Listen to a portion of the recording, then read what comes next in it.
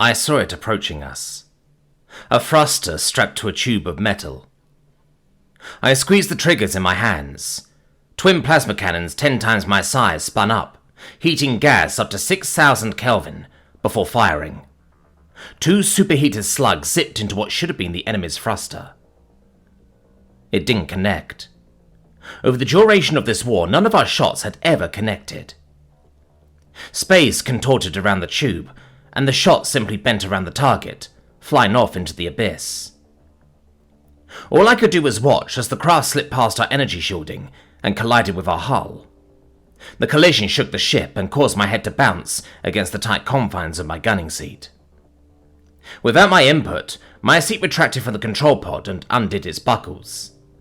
A robotic arm placed a rifle into my hands, and a cheap helmet that wouldn't ever block a single shot was placed on my head. "Warning, boarding detected. Prepare for combat." I felt my throat lighten up. I could barely breathe, let alone stand up and fire. The fact that I'd been ejected, that I'd been given a gun and told to fight, it meant that they were close, and that they were coming for me. I can't do this. I don't want to do this. Why me? I heard a set of footsteps approaching. 2 crew members were walking past me, gun in hand. I recognized them from my training, though we never were allowed to talk to each other. They were gunners just like me. "Hey!" I called out to them. One turned their head to look at me. Her pupils were shaking, and she wore a frown on their face. She gestured for me to follow them. Maybe because it wasn't my own idea, but my body finally moved. I trailed behind them, trying not to let my jitters accidentally pull the trigger. The hall was silent, aside from the 3 sets of footsteps walking towards the end. We reached an intersection, where the others had set up some boxes as a wall, and were now sitting behind them in wait.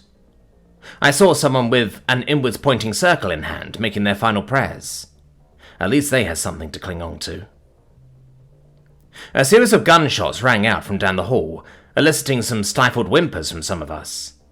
I might have been one of them. I couldn't tell. We all propped our guns up along the wall and waited. All I could hear was our breathing. No footsteps, no voices, nothing. The hallway ahead remained empty. The person to the left of me was the first to get shot. Their head was painted along the wall, creating a gruesome mural of red and black. The hallway was still empty. Next was the woman to my right, who I'd only managed to share a single word with. Her torso was liberated from her body, and the right half of my fur coat was soaked with another person. The hallway remained empty. I dropped my gun and ran. I heard someone screaming behind me, exerting their lungs to the absolute extent they were capable of. Their scream was punctuated by another gunshot. I rounded a corner, shielding myself from the enemy's eyes. I ran past 3 doors before opening the 4th and dashing into the room. I closed the door behind me and clasped my mouth and nose shut in an attempt to calm my hearts. Everything was silent now. I was safe, hidden away in my own little supply closet. No one would find me here. Not the enemies, not the generals, not the slavers. No one. There was nothing outside that door. It was just me and these shelves filled with supplies. I could last days here if I needed to. This was the safest place. I was safe. That was what I decided to believe. That was the truth I told to myself. And then footsteps echoed from the hall. A door opened. It wasn't mine. I stopped my breathing again, trying to silence my hearts. I was invisible. Even if they came here, they wouldn't find me. That's what I told myself. More footsteps and another door opened. It still wasn't mine. They wouldn't come here. They'd lose interest. They wanted blood, after all, not empty rooms. Another door opened. Not mine yet.